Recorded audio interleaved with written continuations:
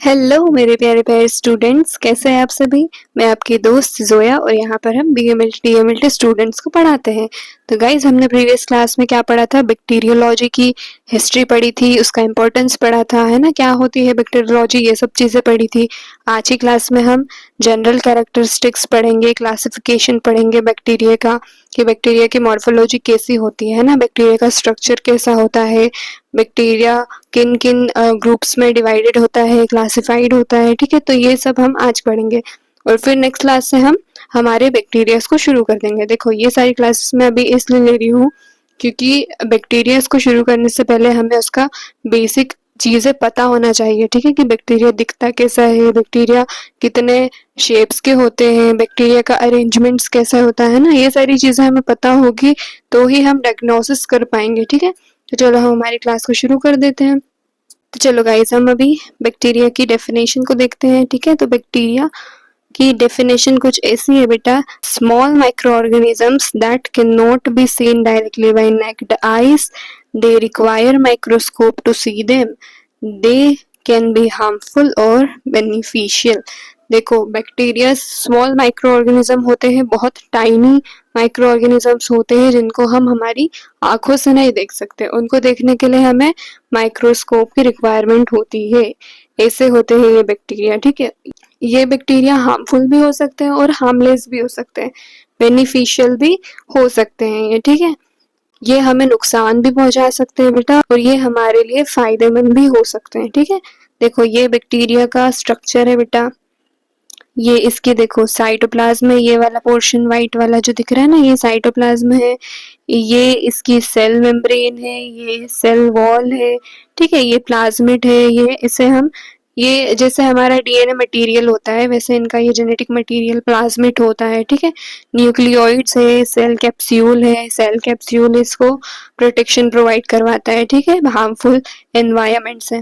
ठीक है, इनके फ्लैजिला होते हैं, ये यहाँ पे देखो ऐसे दिखता है, इससे ये बैक्टीरिया। ठीक है, और ये ऐसे फ्लैजिला निकल रही है। फ्लैजिला इनको मूवमेंट कराने में हेल्प कराते हैं। इनके पैर समझ लो आप, जैसे हमारे पैर हमें चलने में मदद करवाते हैं, इनके फ्लैजिला होते हैं जो इनको मूवमेंट कराने में मदद करवाते हैं। इनकी जो सेल वॉल होती है वो पेप्टिडोग्लाइकन की बनी हुई होती है। ठीक है, चलो देखते हैं आगे। चलो बेटा, जनरल कैरेक्टरिस्टिक्स देख लेते हैं इसके बैक्टीरिया की, कि ये दिखते कैसे हैं बैक्टीरिया। ठीक है, होते कैसे हैं। तो देखो, सबसे पहले सेल टाइप देखो, तो ये कैसे होते हैं? प्रोकैरियोटिक होते हैं। प्रोकैरियोटिक क्या होता है बेटा? प्रोकैरियोटिक ऐसे माइक्रो ऑर्गेनिजम्स होते हैं जो जिनमें कोई ट्रू वेल डिफाइंड न्यूक्लियस नहीं प्रेजेंट होता और ना ही कोई सेल ऑर्गेनेल्स प्रेजेंट होते हैं।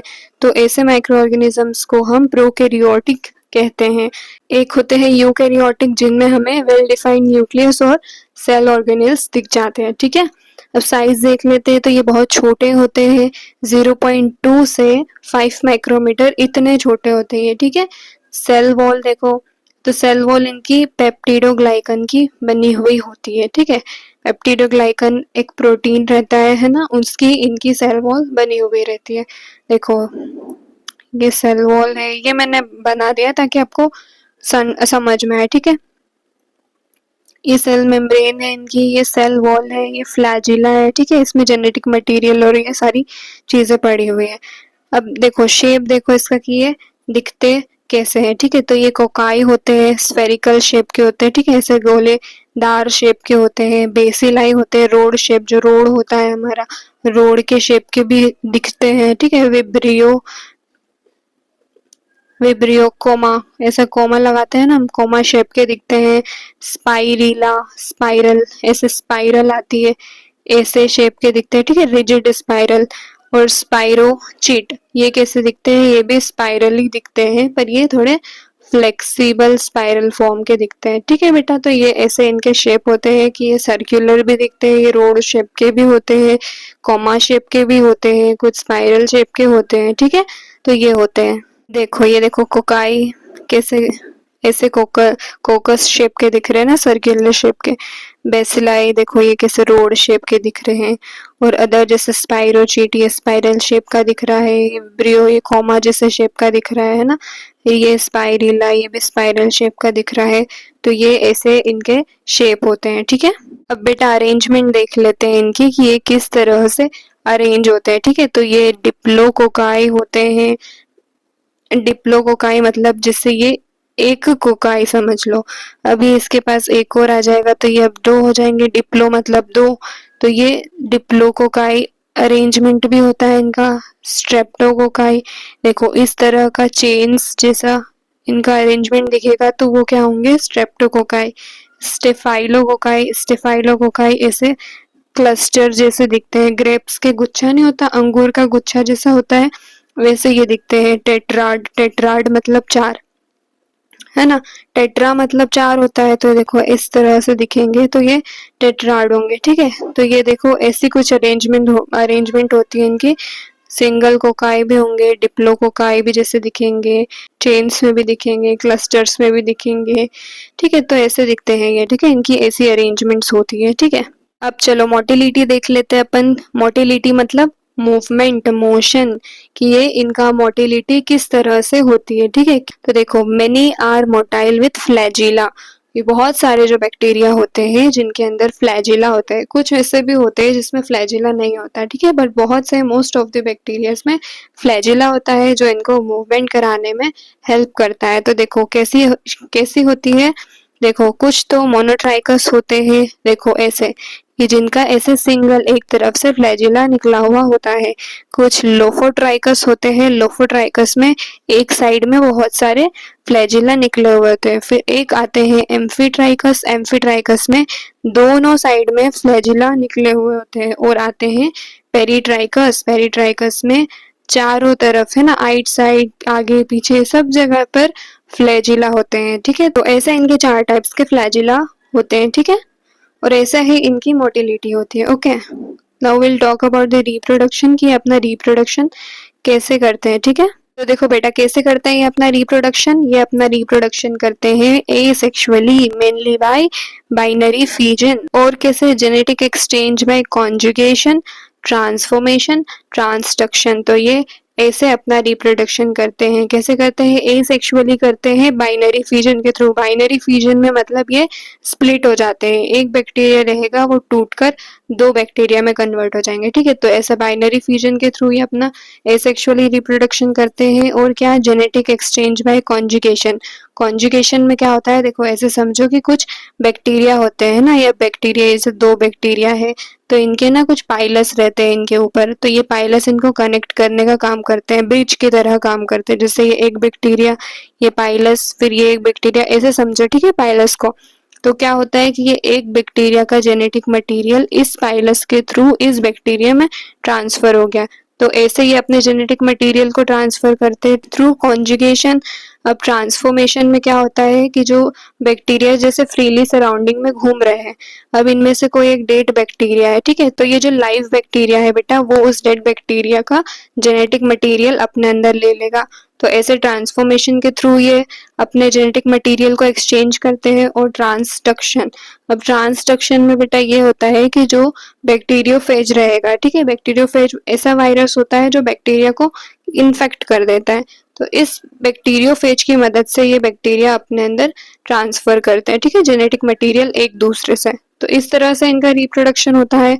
अब स्पोर को पढ़ लेते हैं कि स्पोर क्या होता है। देखो, सम प्रोड्यूस रेजिस्टेंट इंडोस्पोर्स, बेसिलस, क्लोस्ट्रीडियम। तो ये बेसिलस और क्लोस्ट्रीडियम ये एग्जाम्पल है स्पोर फॉर्मिंग बैक्टीरिया के। अब स्पोर क्या होते हैं कि ये जो बैक्टीरियाज है बेटा, ये बैक्टीरियाज अपने ऊपर एक स्पोर फॉर्म कर लेते हैं, एक कैप्सूल बना लेते हैं। ये कैप्सूल इनको जो हार्श कंडीशंस होती है, जैसे बहुत ज्यादा कोल्ड कंडीशन हो गई है ना, जैसे बहुत ज्यादा हीट कंडीशन हो गई या कोई केमिकल्स वगैरह हो गई, तो ये इनको ऐसी एक्सट्रीम हार्श कंडीशन से प्रोटेक्शन प्रोवाइड करवाते हैं स्पोर्स, ठीक है। तो कुछ बैक्टीरिया स्पोर फॉर्मिंग भी होते हैं, ठीक है, जो अपने ऊपर एक स्पोर का फॉर्मेशन कर लेते हैं ना, एक कैप्सूल का फॉर्मेशन कर लेते हैं। तो उनके एग्जाम्पल है बेसिलस और क्लोस्ट्रीडियम। ये ऐसे बैक्टीरिया है जो हार्श कंडीशन में अपने ऊपर एक कैप्सूल का फॉर्मेशन बना लेते हैं, ठीक है। अब न्यूट्रिशन पढ़ लेते हैं कि ये न्यूट्रिशन कैसे लेते हैं, किस तरह से अपना न्यूट्रिशंस ये लेते हैं। तो ये देखो, ऑटोट्रॉफिक भी होते हैं और हेटेरोट्रॉफिक भी होते हैं। अब ऑटोट्रॉफिक क्या होता है मैम? ऑटोट्रॉफिक मतलब बेटा कि ये अपना खाना खुद बनाते हैं ना, ये किसी और के ऊपर डिपेंड नहीं रहते खाने के लिए। जैसे प्लांट्स होते हैं हमारे, वो अपना खाना खुद बनाते हैं थ्रू प्रोसेस कॉल्ड फोटोसिंथेसिस। तो ये भी ऐसे बैक्टीरियाज भी होते हैं जो कि अपना खाना खुद बनाते हैं थ्रू प्रोसेस फोटोसिंथेसिस। कीमोसिंथेटिक मतलब एक केमिकल्स के थ्रू और सनलाइट के थ्रू, फोटोसिंथेसिस में सनलाइट के थ्रू खाना बनाते हैं ना प्लांट्स, तो ये भी फोटोसिंथेसिस और कीमोसिंथेटिक से अपना खाना बनाते हैं, इसलिए इन्हें ऑटोट्रॉफिक कहते हैं। और हेटेरोट्रॉफिक मतलब ऐसे बैक्टीरिया जो अपने खाने के लिए दूसरों के ऊपर डिपेंड रहे ना, जो अपना खाना दूसरों से ले। तो इनमें कौन कौन से आते हैं? एक तो सेप्रोफाइटिक आते हैं, एक पैरासिटिक आते हैं और एक सिम्बायोटिक आते हैं। अब सेप्रोफाइटिक ऐसे होते हैं बेटा कि ये जो होते हैं ये डेड एनिमल्स या डेड प्लांट्स या जो डीकेइंग और मटेरियल पड़ा रहता है ना, ऑर्गेनिक मटेरियल, उनसे अपना न्यूट्रिशन लेते हैं। ठीक है, डेड मटेरियल से ये अपना न्यूट्रिशन लेते हैं, इसलिए इनको सेप्रोफाइटिक बोलते हैं। अब जो पैरासिटिक है, वो पैरासिटिक क्या करते हैं? किसी भी लिविंग होस्ट के ऊपर जाते हैं और उनसे अपना न्यूट्रिशन लेते हैं। ठीक है, उनका न्यूट्रिशन ये खुद लेने लग जाते हैं। ठीक है, फिर आते हैं सिम्बायोटिक। सिम्बायोटिक मतलब एक इंसान पर ही रहेंगे या एक एनिमल पर ही रहेंगे, जीवित एनिमल पर। ठीक है, लेकिन उनको कोई भी नुकसान नहीं पहुंचाएंगे, एक दूसरे के लिए ये फायदा करेंगे। जैसे कुछ बैक्टीरियाज हमारे बॉडी में भी होते हैं प्रेजेंट। ठीक है, तो वो बैक्टीरियाज क्या करते हैं? हमारे गट में प्रेजेंट होते हैं जैसे, तो वो डाइजेशन में भी हेल्प कराते हैं कुछ बैक्टीरियाज। ठीक है, जैसे लैक्टोबैसिलस हो गया, हमारे इंटेस्टाइन में रहता है, तो वो हमारे डाइजेशन के लिए रिस्पॉन्सिबल होता है। ई कोलाई बैक्टीरिया भी हमारे गट में प्रेजेंट होते हैं ना, तो वो भी कुछ वाइटामिन भी बनाते हैं। तो ऐसे ये जो बैक्टीरियाज होते हैं, कुछ तो बेनिफिशियल होते हैं और कुछ हार्मफुल भी होते हैं हमारे लिए। ठीक है, तो ये सिम्बायोटिक मतलब कि वो हमारी बॉडी में रह रहे हैं लेकिन हमें कोई भी नुकसान नहीं पहुंचा रहे। वो उनको हमसे उनका न्यूट्रिशन मिल रहा है लेकिन वो हमें कोई नुकसान नहीं पहुंचा रहे। ठीक है, हमारे लिए भी वो हेल्प भी कर रहे हैं। तो ऐसा एक दूसरे को लेने देने वाला जो इनका रिलेशनशिप रहता है। ठीक है, और पैरासिटिक कैसे रहता है बेटा कि वो बैक्टीरियाज हमारी बॉडी में आएंगे, हमसे न्यूट्रिशन भी लेंगे और हमें नुकसान भी पहुंचाएंगे। ठीक है, ऐसे पैरासिटिक रहते हैं। और सेप्रोफाइटिक ऐसे रहते हैं कि डेड एनिमल या प्लांट्स के ऊपर अपना न्यूट्रिशन लेते हैं। ठीक है, उनसे न्यूट्रिशन लेते हैं। अब हैबिटेट की बात कर लेते हैं कि ये रहते कहाँ पर है ना, किस जगह पर रहते हैं।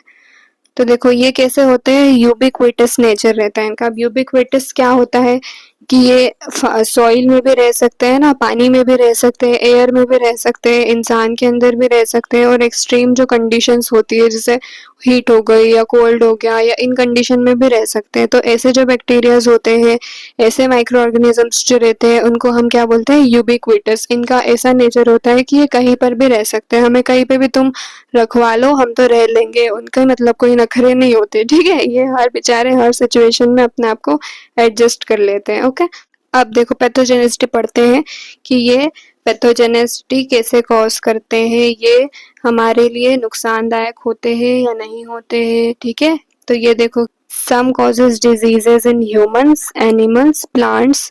ठीक है, तो कुछ बैक्टीरियाज बेटा ऐसे होते हैं जो ह्यूमंस को, प्लांट्स को, एनिमल्स को डिजीज करवाते हैं। ठीक है, इन्फेक्शन करवाते हैं, कुछ उनके लिए नुकसानदायक रहते हैं, अदर्स आर बेनिफिशियल। और कुछ बैक्टीरियाज ऐसे होते हैं बेटा जो हमारे लिए बेनिफिशियल होते हैं। ठीक है, वो हमें फायदा पहुंचाते हैं। जैसे कुछ बैक्टीरियाज ऐसे होते हैं जो जिनसे हम जो चीज खाते हैं ना, हम दही खाते हैं, दूध में भी लैक्टोबैसिलस रहता है, तो ये सभी चीजों में, डेयरी प्रोडक्ट्स में भी लैक्टोबैसिलस होता है। कुछ बैक्टीरियाज के को हम बायो फर्टिलाइजर्स और बायो पेस्टिसाइड्स के तौर पर भी यूज करते हैं ना, हमारे यील्ड को, जो एग्रीकल्चर है उसके फील्ड की यील्ड को बढ़ाने के लिए, है ना, हमारी खेती को और ज्यादा बढ़ाने के लिए हम करते हैं ना, कीड़े वगैरह को मारने के लिए पेस्टिसाइड्स का यूज करते हैं, तो वो भी बैक्टीरिया से बना हुआ रहता है। और हम कुछ खाद्य पदार्थ भी मिलाते हैं हमारी फसल में, है ना, जिससे कि हमारी फसल अच्छी आए, तो उसमें भी बैक्टीरिया प्रेजेंट रहते हैं। नाइट्रोजन फिक्सेशन के लिए भी हम बैक्टीरिया को यूज करते हैं। ठीक है, जैसे राइजोबियम हो गया, और और भी बहुत सी चीज़ों में हम बैक्टीरियाज को यूज़ करते हैं। हमने प्रीवियस क्लास में पढ़ी थी, इम्पोर्टेंस है ना, उसमें हमने पढ़ा था कि हम कहाँ कहाँ पे यूज़ करते हैं। एंटीबायोटिक्स बनाने में यूज़ होते हैं बैक्टीरियाज, और भी कई चीज़ों में हमारे बैक्टीरियाज हमारे काम में आते हैं, ठीक है। तो ये बेनिफिशियल भी होते हैं हमारे लिए, जैसे हमारे गट में भी प्रेजेंट होते हैं ना, हमारे इंटेस्टाइन में प्रेजेंट होते हैं, जो हमारे लिए बेनिफिशियल होते हैं। तो कुछ बैक्टीरियाज तो बेनिफिशियल होते हैं और कुछ बैक्टीरियाज हमें डिजीज कॉज करते हैं, ठीक है। तो ये हेल्पफुल भी होते हैं और ये हार्मफुल भी होते हैं, ठीक है। तो बेटा देखो, हमने कैरेक्टरिस्टिक्स पढ़ लिए बैक्टीरिया के, ठीक है, कि बैक्टीरिया दिखता कैसा है, बैक्टीरिया का शेप कैसा होता है ना, बैक्टीरिया न्यूट्रिशंस कैसा लेता है, बैक्टीरिया का पैथोजेनिसिटी कैसी होती है ना, और हर चीज़ हमने बैक्टीरिया की जो कैरेक्टरिस्टिक्स होती है उनके बारे में पढ़ लिया।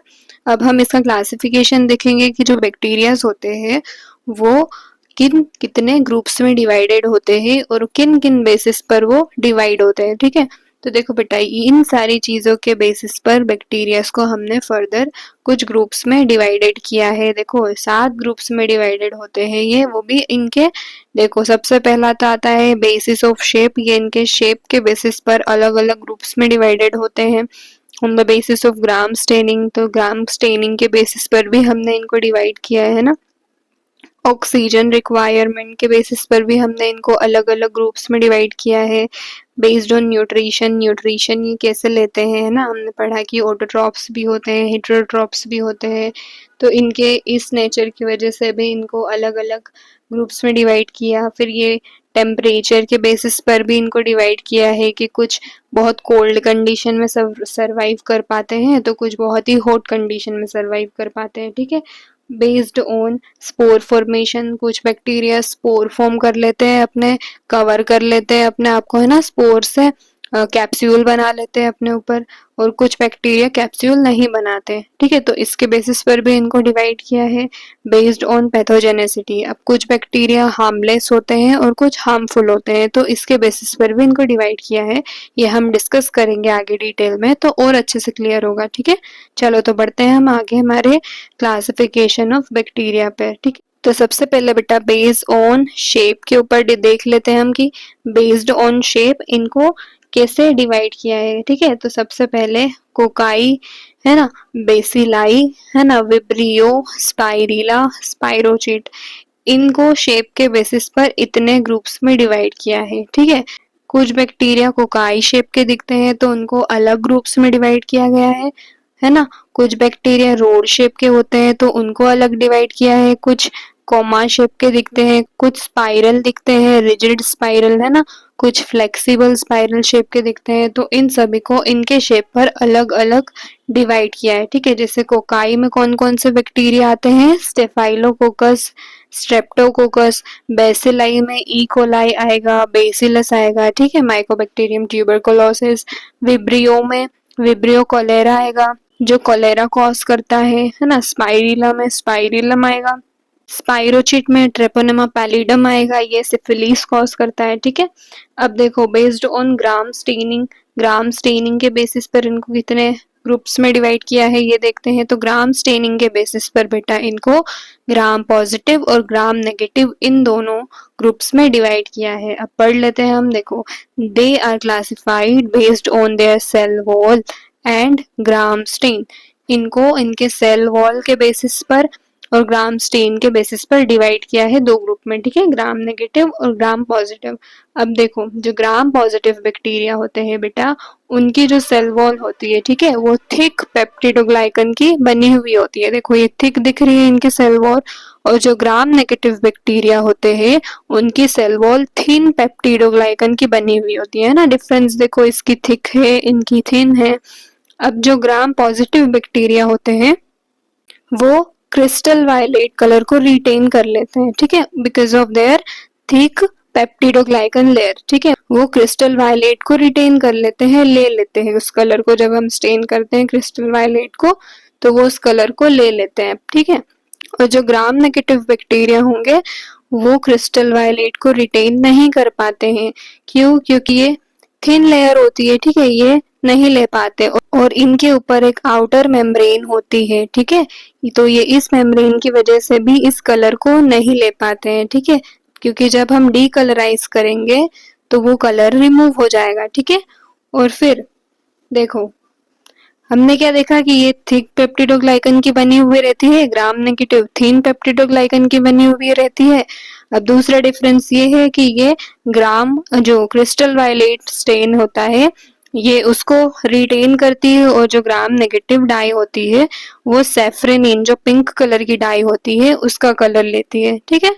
और ये देखो तीसरा डिफरेंस ये है कि जो ये ग्राम पॉजिटिव बैक्टीरिया होता है इनकी आउटर मेम्ब्रेन नहीं होती है, ठीक है, जिसकी वजह से ये रेजिस्ट नहीं कर पाते हैं एंटीबायोटिक्स को।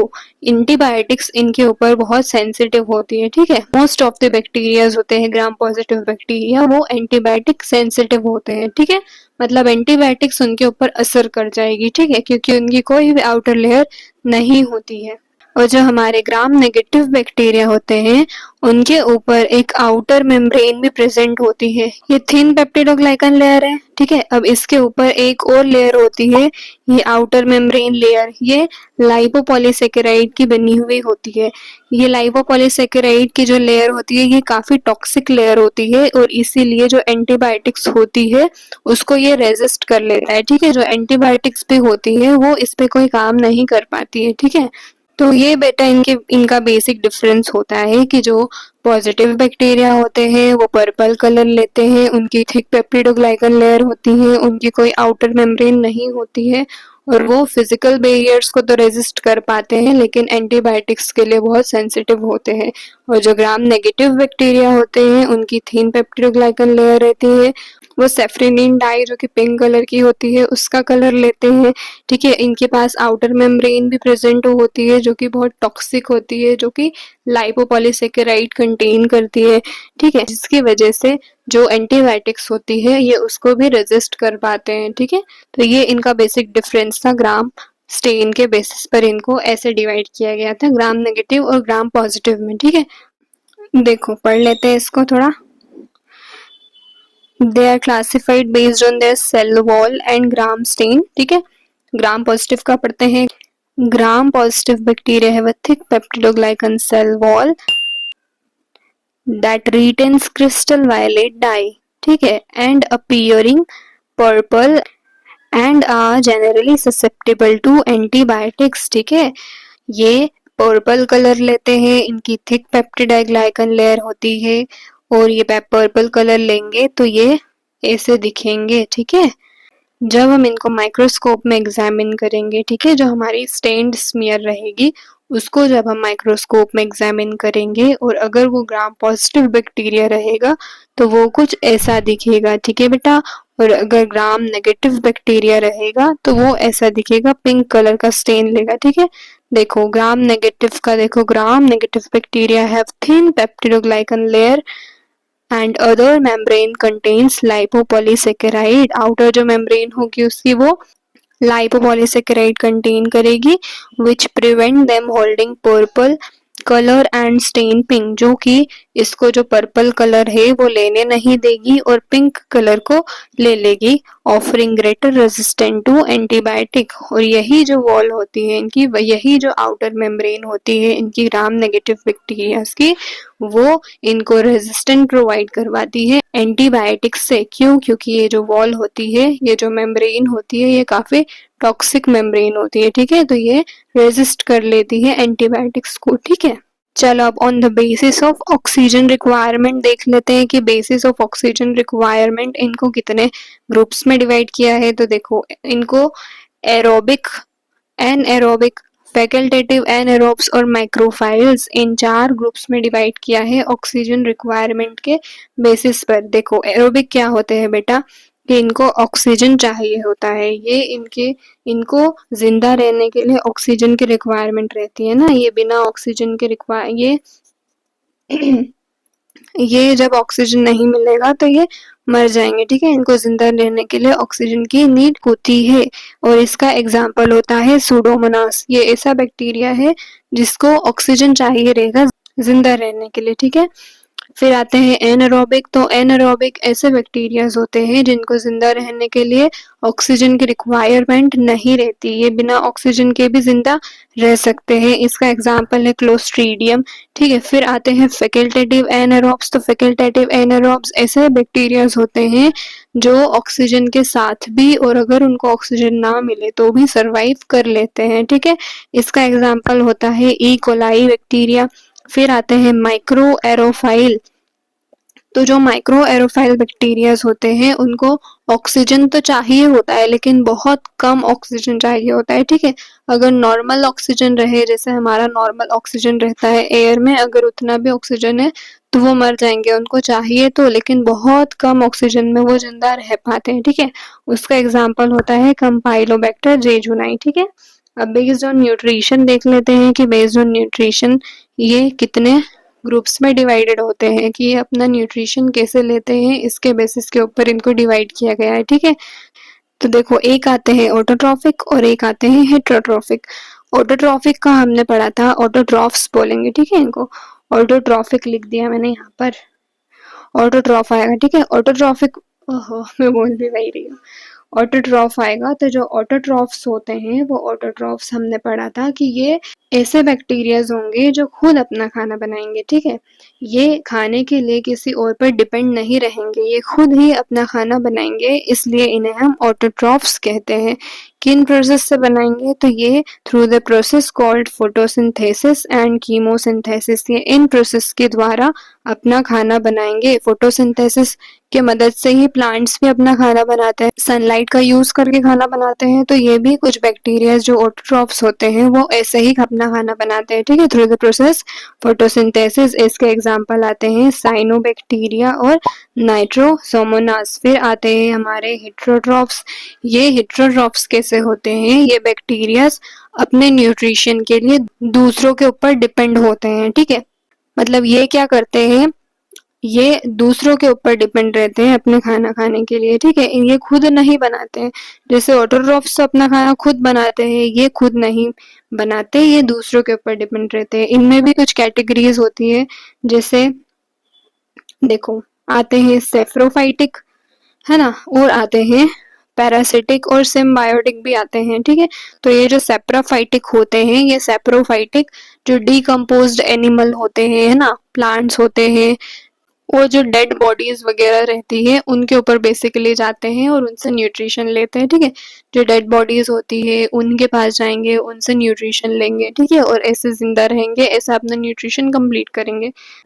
अब आते हैं पैरासिटिक। तो ये पैरासिटिक कैसे होते हैं बेटा, इनको जिंदा रहने के लिए दूसरों की जरूरत रहती है ना, तो ये एक जीवित होस्ट के ऊपर जाएंगे, है ना, या वो फिर इंसान हो गया, वो फिर प्लांट हो गया या एनिमल हो गया, तो ये एक लाइव लिविंग थिंग्स के ऊपर जाएंगे, रहेंगे, उनसे न्यूट्रिशन लेंगे और उनको साथ में नुकसान पहुंचाएंगे। ठीक है, तुम रह तो रहे हो हमारी बॉडी में, तुम रह लो भाई, न्यूट्रिशन भी ले लो भाई, पर तुम नुकसान क्यों पहुंचा रहे हो, है ना। तो ये ऐसे होते हैं कि ये रह भी रहे हमारी बॉडी में, हमसे हमारा न्यूट्रिशन भी ले रहे हैं और हमें नुकसान भी पहुंचा रहे हैं। ठीक है, तो ये ऐसे आते हैं, ये बड़े गद्दार होते हैं।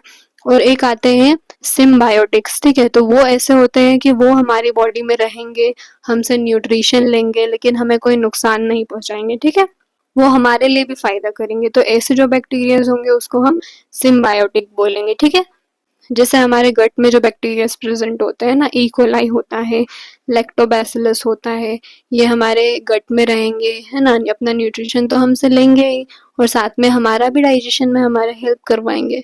तो ये और विटामिन बनाते हैं ई कोलाई कुछ, है ना, तो ये जो बैक्टीरियाज होंगे ये सिम्बायोटिक बैक्टीरियाज कहलाएंगे। ठीक है, पैरासिटिक बैक्टीरिया का एग्जाम्पल देखो, माइकोबैक्टीरियम ट्यूबरकुलोसिस हो गया, ये टीबी कॉज करता है। अब देखो बेस्ड ऑन टेम्परेचर, तो टेम्परेचर के बेसिस पर इनको कितने ग्रुप्स में डिवाइड किया है, तो टेम्परेचर के बेसिस पर इनको साइक्रोफाइल्स, मीजोफाइल्स, थर्मोफाइल्स, हाइपरथर्मोफाइल्स, इन ग्रुप्स में डिवाइड किया है। अब साइक्रोफाइल्स कैसे होते हैं बेटा, साइक्रोफाइल्स कोल्ड टेम्परेचर में जिंदा रहते हैं, ये 0 से लेकर 20 डिग्री तक के टेम्परेचर को टॉलरेट कर पाते हैं। ठीक है, इतने ठंडे टेम्परेचर पर ये रहते हैं। मीजोफाइल्स ऐसे पैथोजेंस होते हैं या ऐसे बैक्टीरियाज होते हैं जो मॉडरेट टेम्परेचर पर लाइव रह पाते हैं, है ना, जो नॉर्मल टेम्परेचर होगा जिसमें हम रहते हैं उस टेम्परेचर पर ये सरवाइव कर पाते हैं। ठीक है, 20 से 45 डिग्री सेंटीग्रेड तक के टेम्परेचर को ये टॉलरेट कर पाते हैं। और ये जो मोस्टली बैक्टीरियाज होते हैं वो मेसोफाइल में ही आते हैं। ठीक है, फिर आते हैं थर्मोफाइल। तो थर्मोफाइल क्या करते हैं, थर्मोफाइल बहुत ही हॉट कंडीशन में सरवाइव कर पाते हैं, जैसे कि 45 डिग्री से 80 डिग्री तक के सेंटीग्रेड को ये टॉलरेट कर पाते हैं। ठीक है, फिर आते हैं हाइपर थर्मोफाइल्स। तो ये हाइपर थर्मोफाइल्स जो होते हैं वो मोर देन 80 डिग्री पर सेंटीग्रेड तक के टेम्परेचर को टॉलरेट कर पाते हैं। ये बहुत ज्यादा एक्सट्रीम हॉट कंडीशन में भी अपने आप को सरवाइव कर लेते हैं। ठीक है, फिर हम देखते हैं बेस्ड ऑन स्पोर फॉर्मेशन। इस स्पोर फॉर्मेशन के बेसिस पर हमने बैक्टीरियाज को कितने ग्रुप्स में डिवाइड किया है। स्पोर बेटा क्या होता है, स्पोर बेसिकली बैक्टीरिया के ऊपर की एक कवरिंग होती है, उसे हम स्पोर बोलते हैं। ठीक है, वो एक तरह का कैप्सूल होता है, एक हार्ड कैप्सूल होता है जो कि बैक्टीरिया को बहुत हार्श कंडीशन में भी सरवाइव करवा पाता है। ठीक है, बैक्टीरिया को मरने नहीं देता। जैसे हमने कछुआ देखा है ना, कछुए के ऊपर की जो शेल होता है वो कितना हार्ड शेल होता है। वो कोई भी मतलब कंडीशन ऐसी उसको दिखती है तो वो अपने आप को, मुंह को और हर चीज को उसके अंदर छुपा देता है, वो एक पत्थर जैसा बन जाता है ना। तो वैसे ही जो बैक्टीरियाज होते हैं, कुछ बैक्टीरियाज ऐसे होते हैं जो अपने ऊपर एक कैप्सूल बना लेते हैं जिसको हम स्पोर बोलते हैं। ठीक है, तो ऐसे बैक्टीरियाज होते हैं और कुछ बैक्टीरिया जैसे होते हैं जिनके ऊपर ये कवरिंग नहीं होती है। ठीक है, तो वो नॉन स्पोर्मिंग बैक्टीरिया कहलाएंगे। ठीक है, तो जो स्पोर फॉर्मिंग बैक्टीरिया होंगे बेटा वो उनके एग्जाम्पल्स होते हैं बेसिलस और क्लोस्ट्रीडियम। ठीक है, और जो नॉन स्पोर फॉर्मिंग बैक्टीरियाज होंगे उनके एग्जाम्पल्स होंगे ई कोलाई और साल्मोनेला।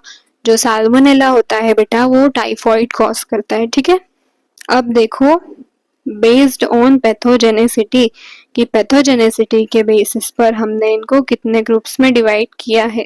तो देखो सबसे पहला आता है पैथोजेनिक, कि कुछ बैक्टीरियाज ऐसे होते हैं जो ह्यूमंस या एनिमल्स या प्लांट्स के लिए बहुत पैथोजेनिक होते हैं। ये हमने देखा अभी कि ये पैरासिटिज्म शो करते हैं। ठीक है, ये हमारी बॉडी में आएंगे, ये हमें अपना होस्ट बनाते हैं, ये आते हैं हमारे बॉडी से ही न्यूट्रिशन लेते हैं, अपनी लाइफ साइकिल को कंप्लीट करते हैं ना, ये जीवित रहते हैं हमारी बॉडी में न्यूट्रिशन लेकर और साथ में हमें नुकसान पहुंचाते हैं। तो ये ऐसी पैथोजेनेसिटी भी कॉज करते हैं। इनके एग्जाम्पल होते हैं विब्रियो, कोलेरा और माइकोबैक्टीरियम ट्यूबरकुलोसिस। ठीक है, कोलेरा कॉज कर विब्रियो कोलेरा कॉज करता है और माइकोबैक्टीरियम ट्यूबरकुलोसिस टीबी कॉज करता है। अब हम ये सोच रहे होंगे कुछ बच्चे कि ये माइकोबैक्टीरियम ट्यूबरकुलोसिस इतना क्यों आ रहा है।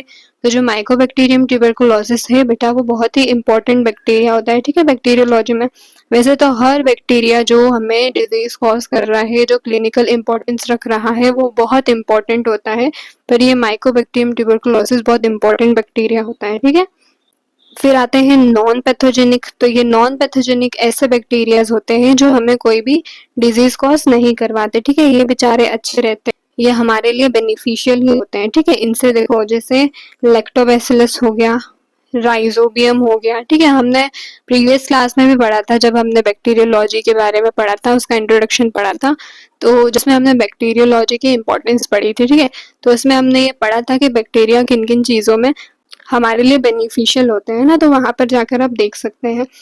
देखो जैसे हम चीज खाते हैं, है ना, योगर्ट खाते हैं, दही खाते हैं, है ना, दूध में भी, तो इन सब में लैक्टोबैसिलस बैक्टीरिया रहता है। ठीक है, तो वो हमारे लिए फायदा ही पहुंचाता है, वो हमें कोई नुकसान तो पहुंचा नहीं रहा।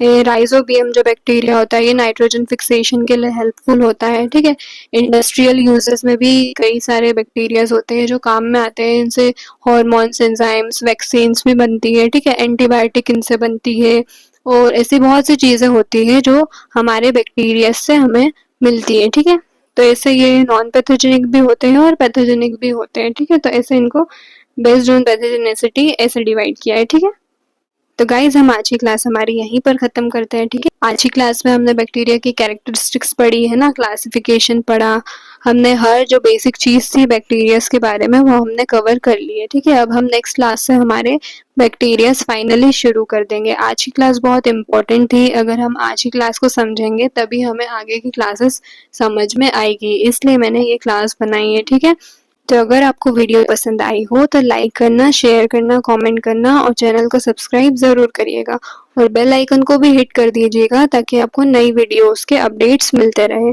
और एक और चीज़, अगर आपको कोई भी डाउट रहे आज की क्लास में या और भी दूसरी चीज़ों में कोई डाउट रहे तो आप मुझे कमेंट करके पूछ सकते हैं, ठीक है। चलो अब हम नेक्स्ट क्लास में मिलते हैं, ठीक है। Bye bye.